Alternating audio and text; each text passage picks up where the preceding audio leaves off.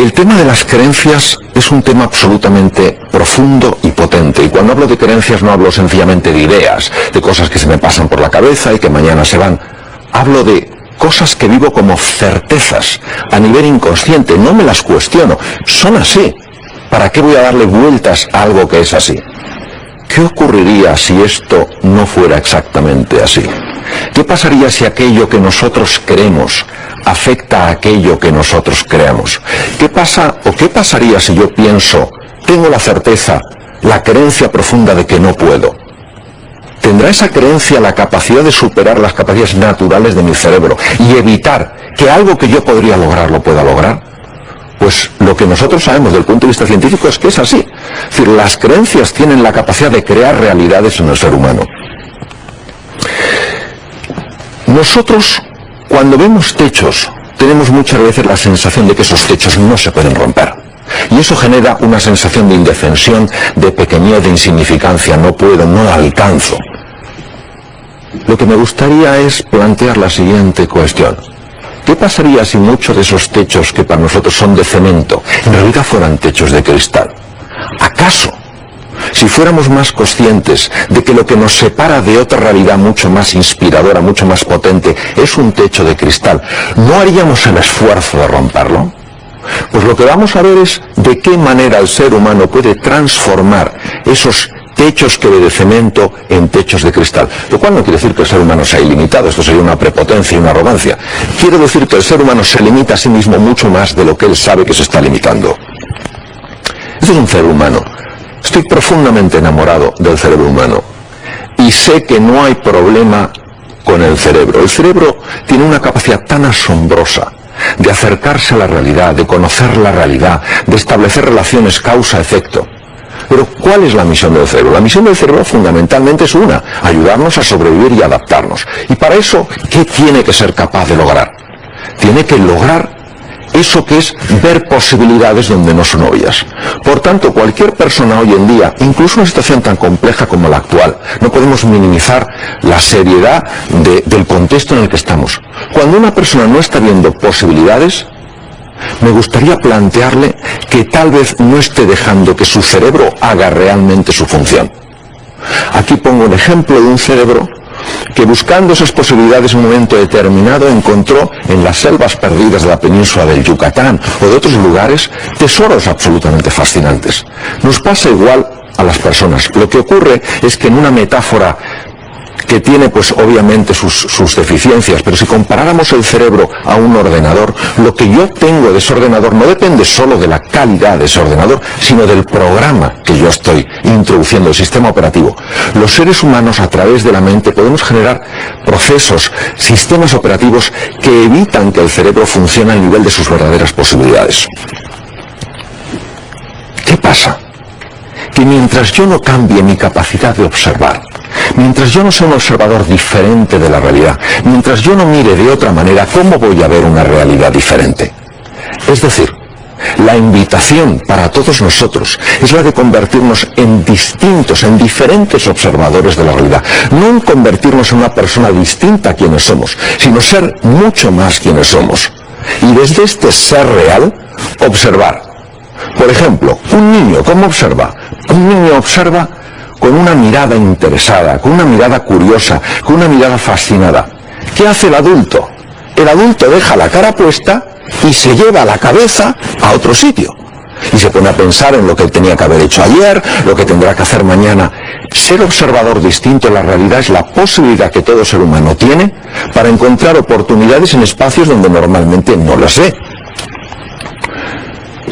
Y esta transformación en el observador implica conocer un aspecto fundamental de la mente.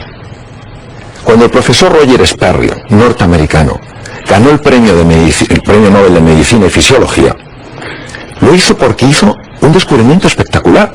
Se dio cuenta que nosotros no solo tenemos una mente. Claro, yo cuando camino, cuando pienso, cuando sueño, cuando escucho música, cuando hablo con alguien, tengo la sensación de que esa es la única mente que está operando. Sperry se dio cuenta de que tenemos dos mentes diferentes, que en principio idealmente tendrían que colaborar juntas para ayudarnos a ver esas posibilidades que nos permiten adaptarnos a un mundo nuevo. ¿Y si eso no fuera así? ¿Y si por algunas razones esas dos mentes, lejos de colaborar, muchas veces combatieran en un plano oculto del que yo no me estoy dando cuenta? El primero que se dio cuenta a un nivel profundo y a un nivel científico fue Sigmund Freud. Observando a Charcot en París, vio ciertas cosas absolutamente revolucionarias. Se dio cuenta de que había un plano en la mente que los propios médicos, los psicólogos, los psiquiatras, pues desconocían. Y empezó a acercarse a ese plano para ver qué sucedía. Una de las cosas que sí me gustaría traer del pensamiento de Sigmund Freud es esta frase: los seres humanos no somos conscientes de lo contradictorios que somos con nosotros mismos. Hay veces que yo quiero avanzar hacia un sitio y digo, si es que no puedo, si es que no puedo, si es que algo me lo impide. Y no me doy cuenta que soy yo mismo el que estoy limitando mi propio movimiento, porque no tengo esa perspectiva para darme cuenta de eso. De una forma sencilla voy a explicar cómo funciona la interrelación o la interacción entre mente consciente y la mente inconsciente. La mente consciente es aquello, obviamente, de lo que yo me estoy dando cuenta. Es un sistema de información muy complejo. Me estoy dando cuenta que estoy aquí, me estoy dando cuenta que es de noche, me estoy dando cuenta que hay una pantalla. La mente inconsciente es una mente oscura. Y cuando digo oscura no quiero decir mala ni perversa. Quiero decir que trabaja por debajo de la conciencia. Nos interesa precisamente la mente inconsciente, porque es la que más afecta a la hora de aflorar recursos o mantenerlos cautivos y secuestrados. Dentro de la mente inconsciente hay que distinguir dos apartados bien diferentes. El primero es lo que se llama la mente repetitiva, generadora de automatismos. Por ejemplo, ¿a quién no le ha pasado lo siguiente? Tengo hoy una reunión muy importante, lo esencial es que no diga esto, y vas justo y dices eso. O quieres hacer una cosa y vas y haces la contraria. O has decidido dejar de fumar y de repente ves a una persona fumándose un cigarrillo y tienes como una necesidad imperiosa, como más intensa que la que tenías antes. Esta es la mente repetitiva generadora de automatismos que nos limitan. Sin embargo, hay una parte más profunda, emergente, intuitiva y transformadora del inconsciente. Y de esa es la que quiero hablar.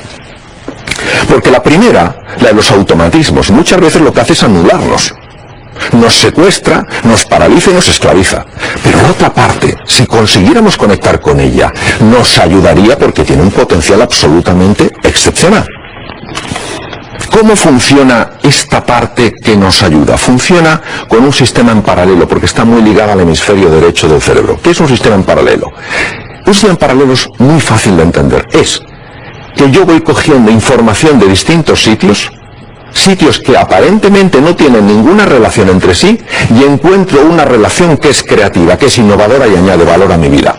De 3 puntos: que el hemisferio izquierdo, la mente consciente, es incapaz de ver la relación, el hemisferio derecho ve la posibilidad de un triángulo.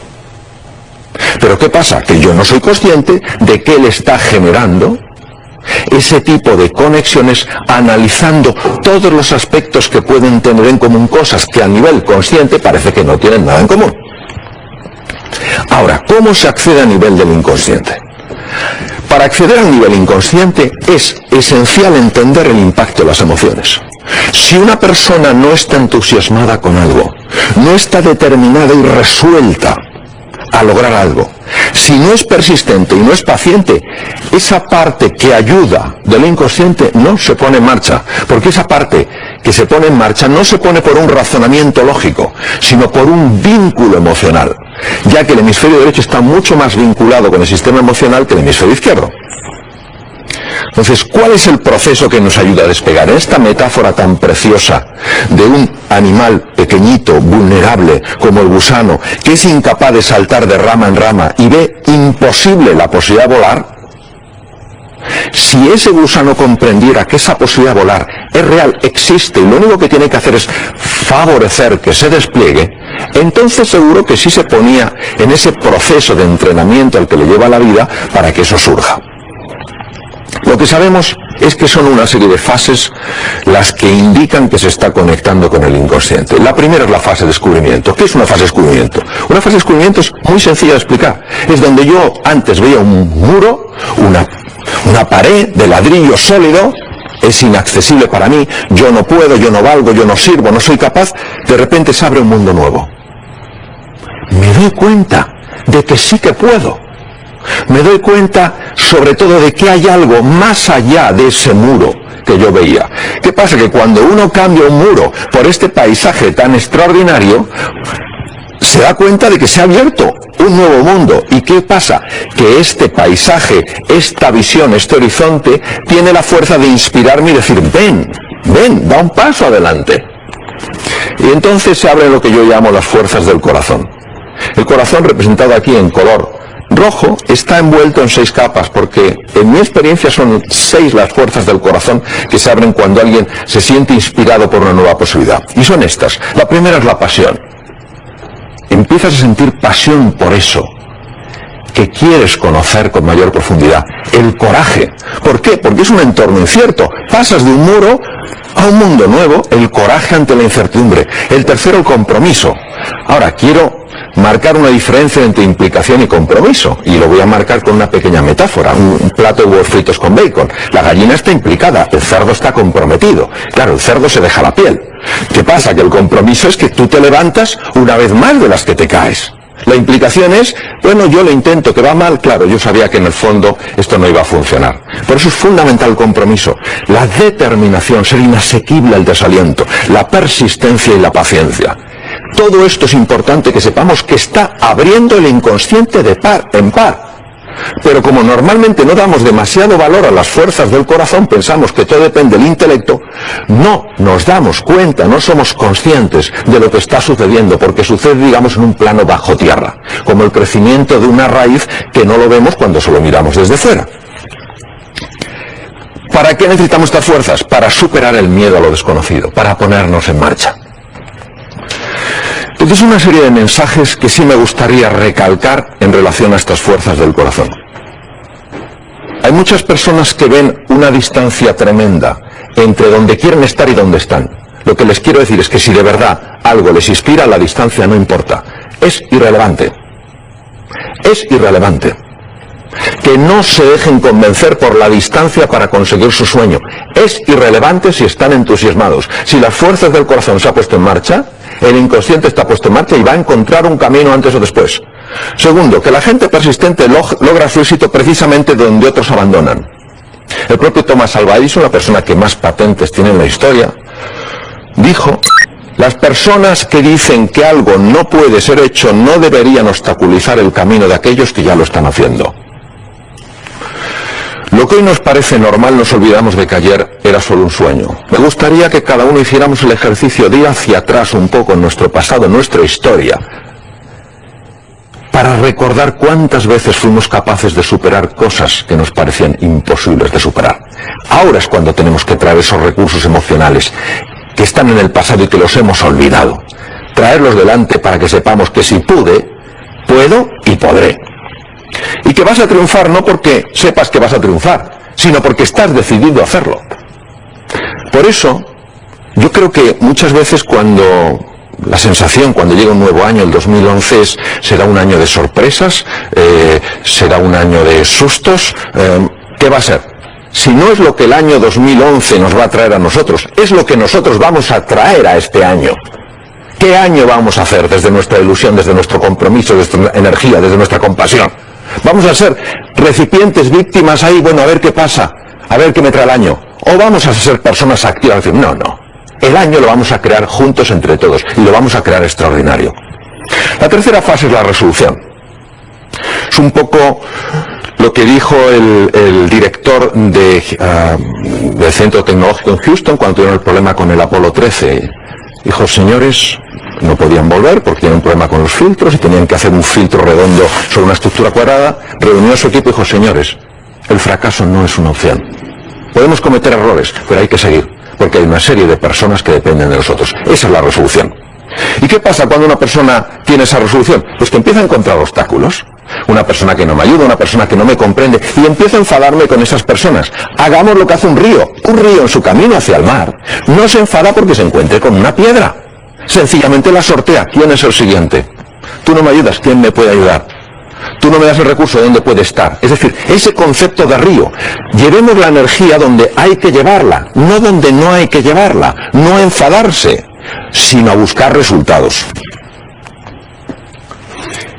Y claro, el ser humano, por supuesto que tiene problemas con el miedo, pero los principales problemas los tiene con la ignorancia que no sabe quién es en realidad. ¿Cómo podemos pasar de ese paradigma del miedo, de esa lente del miedo donde nos sentimos asustados por las cosas, a una de confianza? Yo puedo, no quiere decir que lo pueda todo, pero desde luego algo puedo. Pues Hermann Hesse, este escritor tan extraordinario, decía que para que surja lo que de verdad es posible, es preciso intentar una y otra vez, determinación, persistencia, paciencia, aquello que nos parece imposible.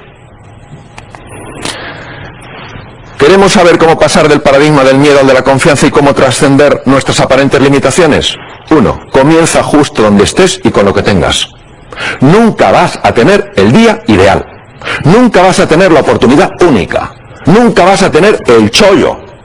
Es decir, el mejor momento para empezar es aquí y ahora. Con lo que tengas, con lo que puedas, con lo que encuentres. Ponte en marcha. Es la acción lo que marca la diferencia. En épocas donde lo que toca es esforzarse, no dejes de hacerlo. Es decir, hay épocas en las que lo que toca es divertirse. Claro que es más agradable, pero esta época, lo que nos toca a todos es esforzarnos. 2 veces, 3 veces, 4 veces, 10 veces más que antes. Cuanto menos te asocies con cierto tipo de personas, más mejorará tu vida. Esto es un agujero negro, chupa la energía. Hay personas que no es que estén pasándolo mal, que eso es totalmente distinto, que estén en una situación... Hay personas que necesitan aspirar energía de los demás, son como agujeros negros. Mi sugerencia es mantenerse un poco alejados de ellos. Son seres tan válidos como los demás, pero siempre encontrarán razones para explicarnos por qué lo nuestro no va a funcionar. Sé valiente, aguanta y confía, poco a poco aprenderás y cada vez lo harás mejor. El inconsciente se va abriendo, vas aprendiendo sin darte cuenta, vas ganando competencia, vas ganando dominancia. Que seamos sembradores de ilusión, en un momento donde tanta gente siembra desesperanza. Lo que necesitamos es sembrar ilusión. Y además, tener cuidado para no dejar que esas semillas se marchiten. Recuerdo un chiste, una viñeta en el New York Times donde se veía pues un yogi rodeado de discípulos y una persona con una camisa de fuerza. Y la persona con la camisa de fuerza le preguntaba al yogi, oye, si tú estás diciendo lo mismo que yo he dicho, ¿por qué a ti te alaban y a mí me han puesto con una camisa de fuerza? Y él dijo, porque yo tengo cuidado a quien se lo cuento. Pues es lo mismo, es decir, cuando tengas una semilla de ilusión, no se la vayas a contar a la persona más negativa, porque lo que va a hacer probablemente es pisotearla. Cuéntasela a aquella persona que está también sedienta de ilusión, sedienta de ganas de crecer y evolucionar. Que inventemos un futuro ilusionante y antes o después encontraremos un camino. Hemos de confiar en el inconsciente, no lo hablo desde la teoría, no lo hablo de los estudios, lo hablo desde la profunda experiencia en mí y en otras personas. Hay algo extraordinario que se va abriendo cuando nosotros queremos. Aquí hay una frase curiosa, que es que no me cabe ni la más ligera duda de que cualquier hombre o mujer pueden alcanzar lo que yo he conseguido, siempre que realicen el mismo esfuerzo por cultivar la misma esperanza y fe. ¿Quién fue? Mahatma Gandhi. Y sí me gustaría finalizar con estas frases, con todo el cariño, toda la ilusión y todo el convencimiento de que en el interior del ser humano está todo lo que él necesita, ella necesita, para salir reforzado de cualquier situación que la vida les presente. Nadie puede hacernos cambiar. A ti, a mí, a nadie. Nadie puede evitar que cambiemos, aunque algunos lo quisieran. Nadie sabe realmente cómo hemos de cambiar. Solo nosotros. Los demás no. Ni siquiera tú mismo. Entonces, ¿cuándo lo sabré? Lo sabré cuando me ponga en marcha. Hi ha límits? Perquè no tothom pot fer allò que voldria fer. No tothom pot fer realitat aquell somni que ha tingut, perquè potser no ha tingut la preparació necessària, ni té l'educació necessària, ni té els mitjans necessaris. Muy bien. Es una pregunta muy honda y difícil de responder. Creo que cuando el ser humano cree que no tiene límites, puede caer en algo peligrosísimo, que es la soberbia. es la arrogancia. La mitología griega decía que cuando los dioses querían destruir a alguien, le llenaban de arrogancia y él solo se destruía.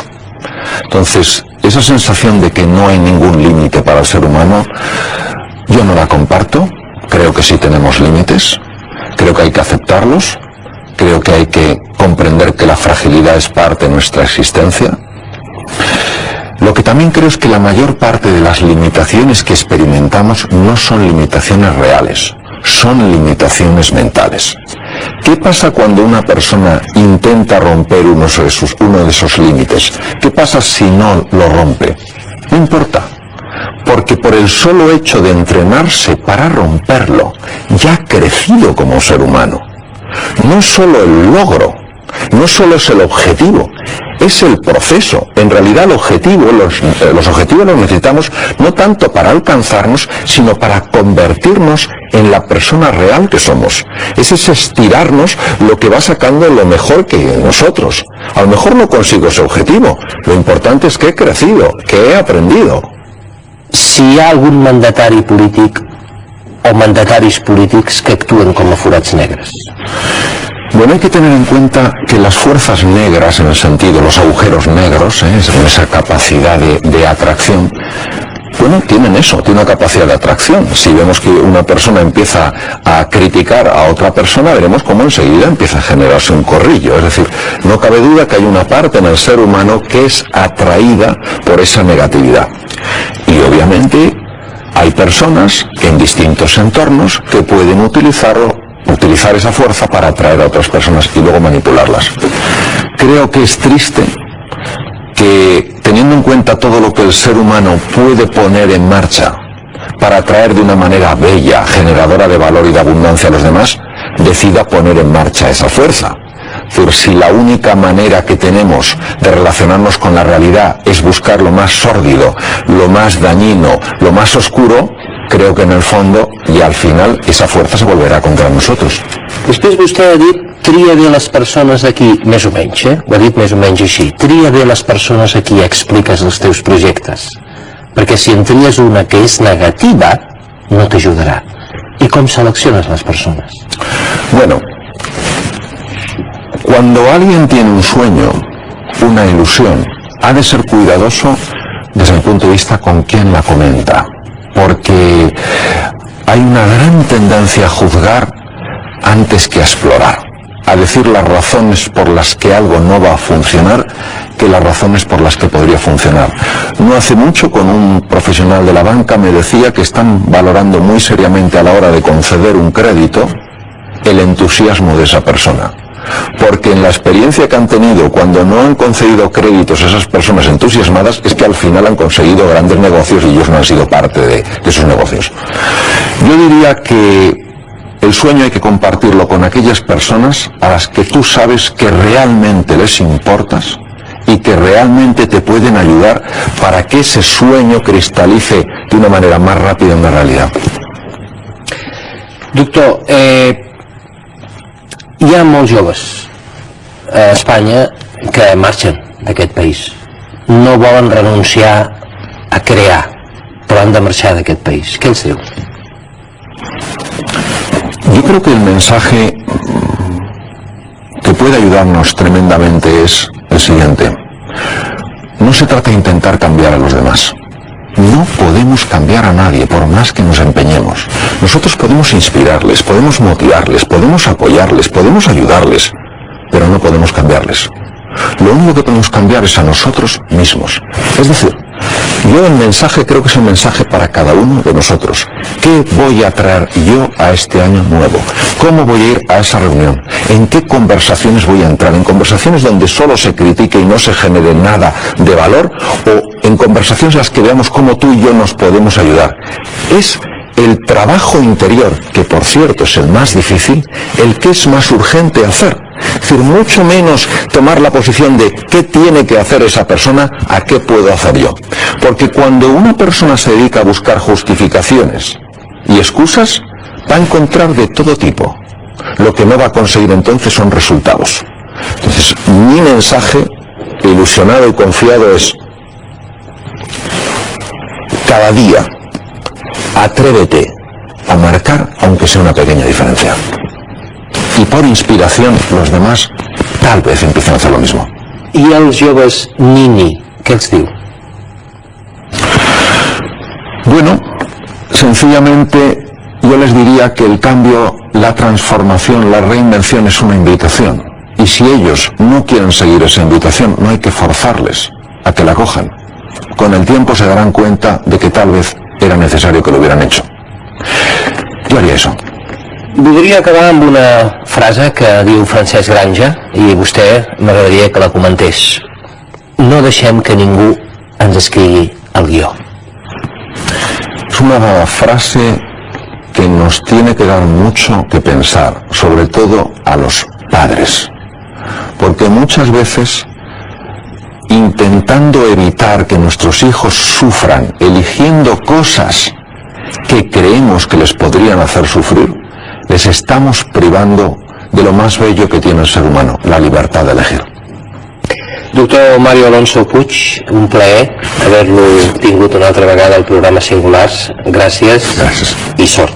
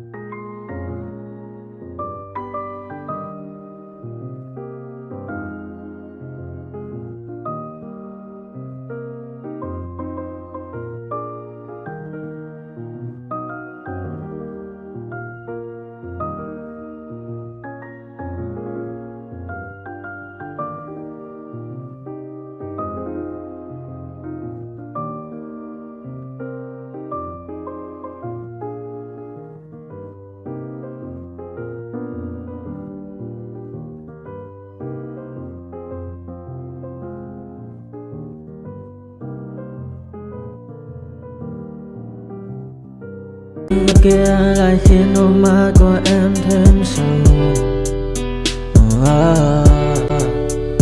Vì sao em đi không để lại lý trí, chẳng để lại anh khi nước mắt cần rơi. Vì sao em đã vội quên đi bao câu hứa mình còn cho nhau, quên đi bao nỗi đau mình dành.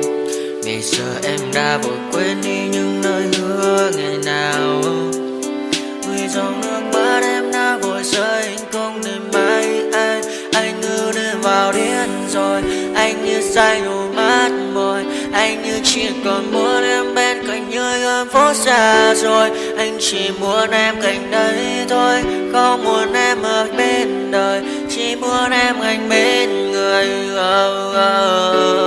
Người đã gỡ bước đi xa trong cơn mưa chiều vội vã, người đã bước bên anh khi cơn mưa qua gần vội vã.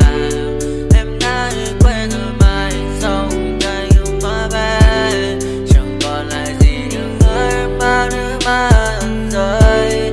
Em khiến con tim như trôi vai trong chiều thu đầy nắng, em khiến con tim như tan vỡ trong chiều thu mát